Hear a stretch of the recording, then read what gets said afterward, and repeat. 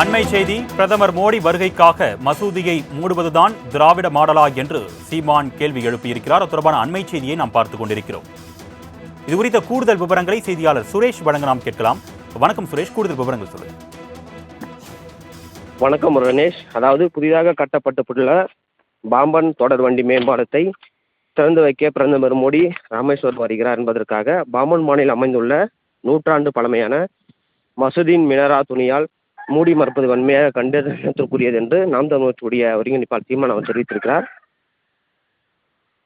அதாவது மோடி அவர்கள் அரபு நாடுகளுக்கு பயணம் செய்யும் போதும் அங்குள்ள மசூதி இப்படிதான் மூடி இருக்குமா, அரபு நாட்டிற்கு சென்று அங்கு கட்டப்பட்டுள்ள கோயிலை திறந்து வைத்து வணங்கி வரும் பிரதமர் மோடி அவர்கள் உள்நாட்டிற்கு வருகை தரும் போது மட்டும் மசூதியை மூடி மறுப்பது அப்பட்டமான பாசிச மனநிலை என்றும், அதேபோல தமிழ்நாடு காவல்துறைக்கு இத்தனை நாட்களாக கலைஞரை விளக்கம் போல தெரியாத மசூதி பெயர் பலகை இப்போது திடீரென்று கலைஞரை விளக்கம் போல தெரிவது எப்படி?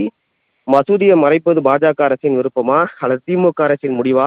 யாருக்கு பயந்து யாரை மகிழ்விப்பதற்காக திமுக அரசு மசூதியை மூடுகிறது?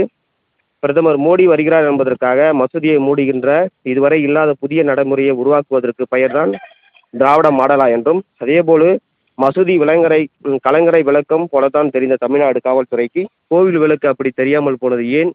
இதுதான் திமுக அரசு காட்டும் சமத்துவமா, கடைபிடிக்கும் சமநீதியா, சனாதனத்தை எதிர்க்கும் முறையா என்று. ஆகவேதான் பிரதமர் மோடி அவர்களின் வருகையை முன்னிட்டு பாம்பன் பால மசூதி மினாராயை துணியால் மூடி மறைக்கும் திமுக அரசை உடனடியாக திரும்ப பெற வேண்டும் என்று நாம் தமிழர் கட்சியுடைய ஒருங்கிணைப்பாளர் சீமான் அவர்கள் கண்டனம் தெரிவித்திருக்கிறார். ராம்குமார். கூடுதல் விவரங்களுக்கு நன்றி சுரேஷ்.